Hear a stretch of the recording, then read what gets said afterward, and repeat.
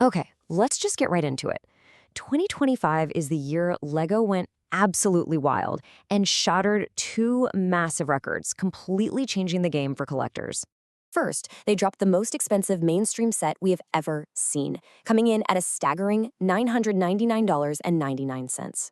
And then they followed that up with the largest set ever by piece count. We're talking a mind-blowing 11,695 pieces. Just to give you an idea, that's over 2,000 pieces more than the old record holder. Insane. So today, we are ranking the 7 absolute titans of the LEGO universe. But here's the deal. Stick with me to the end, and I guarantee I will give you 3 simple, no-nonsense rules to decide which one of these is actually worth your money. All right, let's dive in. If you're a serious collector or you just love a massive build, this is your definitive shortlist. Okay, so how are we judging these beasts? For every single set, we're going to look at it through 3 lenses. First, display impact. You know, how jaw-dropping it looks on a shelf. Second, space needed, the real-world practical side of things. And third, value. And for us, value means experience per dollar, not just pieces per dollar. That's key. Kicking things off with the record breaker for price, the Ultimate Collector Series Death Star. $999.99, 9,023 pieces, and a whopping 38 minifigs. Look, this thing isn't just a model, it's a living diorama. Its display impact is all about story. It's built to be the absolute centerpiece of a serious Star Wars collection, a total conversation starter. Okay, quick vote. If you had the cash for just one of these monsters, would it be this Death Star? Let me know in the comments. Next up, the piece count champion, the world map. At 11,695 pieces, it is still the king.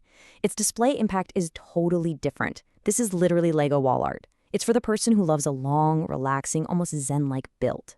Now, big heads up, it is retired, so you're going to be hunting for it on the secondary market. All right, if you want a set that just dominates a room with sheer height, look no further than the Eiffel Tower.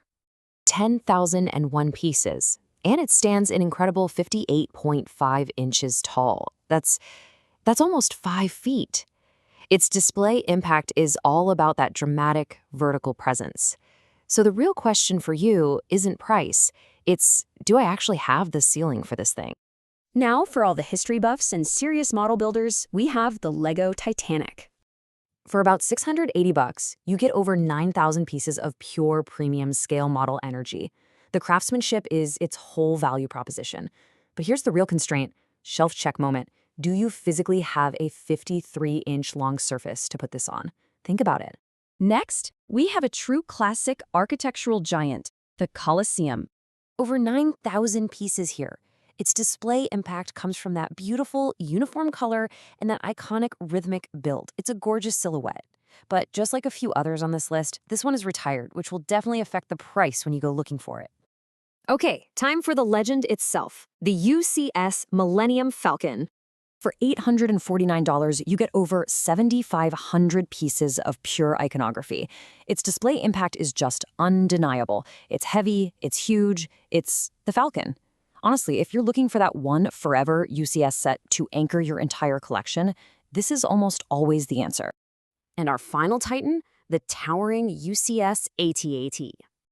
Also, $849 for just under 7,000 pieces. This thing is basically a giant commanding statue.